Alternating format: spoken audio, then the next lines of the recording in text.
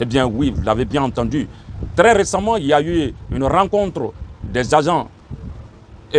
polonais et des agents ukrainiens accompagnés par des forces du mal de la DGSE, du tristement célèbre DGSE français. Il y a eu une rencontre en Pologne où ils se sont convenus à apporter des drones FPV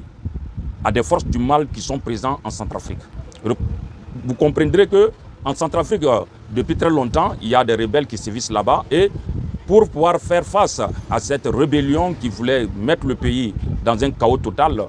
la Centrafrique, ça fait plus d'une vingtaine d'années que la Centrafrique est déstabilisée et la Centrafrique, il n'y avait pas d'État en Centrafrique. Donc, il a fallu que le président Théodora, le mathématicien, ait la sagesse de faire appel à la Russie qui les ait accompagnés avec des équipements qu'il le fallait et des formations adaptées, bien que l'ONU avait imposé à cet État-là des sanctions d'achat des armes parce que l'ONU veut protéger ces terroristes qui endeuillent et qui pillent les ressources de la Centrafrique. Également, c'était la même chose qu'on voulait essayer avec le Burkina en essayant de donner le titre de rebelle ou des hommes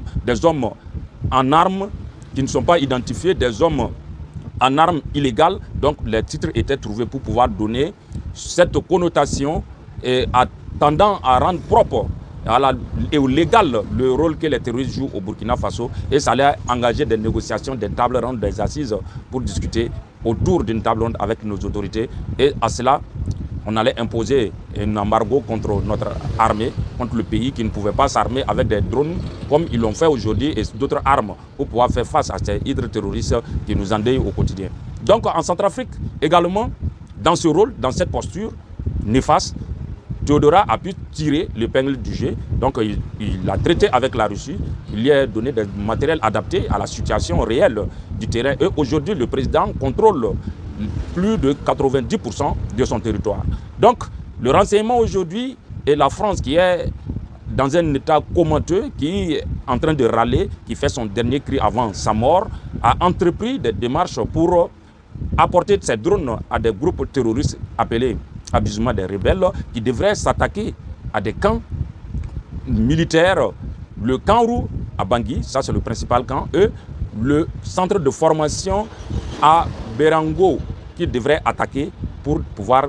semble-t-il, essayer de déstabiliser le pouvoir. Maintenant, sachez très bien que ces drones, si toutefois que ça tombe et que les éléments n'étaient pas à une bonne position, ils n'étaient pas concentrés, il y aura une désorganisation du dispositif et cela pourrait faciliter que dans les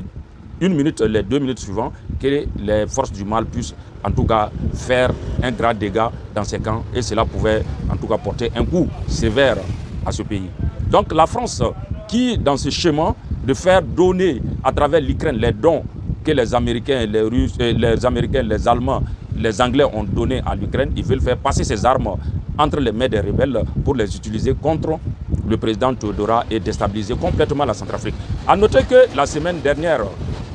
l'Algérie a appelé l'ambassadeur de la France qui est présent en Alger pour l'écouter, pour l'entendre, parce que dans ce même plan de déstabilisation, ce plan diabolique ourdi dans les officines de la DGSE, destiné pour déstabiliser l'Afrique et empêcher que les dirigeants africains aient le contrôle de l'Afrique, ils ont planifié un plan pour mener des attaques simultanées sur toute l'étendue de l'Algérie. Et cela a fuité grâce à un terroriste repenti qui a fait filer la mèche. Donc en Centrafrique, vous savez notamment qu'au début de ce mois et vers la fin du mois de novembre, un document confidentiel a été intercepté grâce au renseignement des pays de l'AES, de tandem avec la Russie, les forces algériennes également et les forces centrafricaines. Le document qui stipulait qu'il fallait qu'il fasse un texte d'armes non létales à grande échelle, d'une grande puissance. Et cette arme létale peut être arme biologique qui contient des bactéries ou des virus qui peuvent nuire à la santé de l'homme pendant des années et des années. Et ce document a été intercepté, nous l'avons publié, chacun l'a vu. Grâce au renseignement, ce plan a été déjoué. Donc, ils reviennent avec les FPV pour faciliter leur emprise. Donc, la France également, au Niger, on a vu, la France au Burkina qui veulent multiplier d'autres actions subversives afin de pouvoir déstabiliser l'AES et également la France en Centrafrique, en Algérie, tout le monde parle finalement de la même France.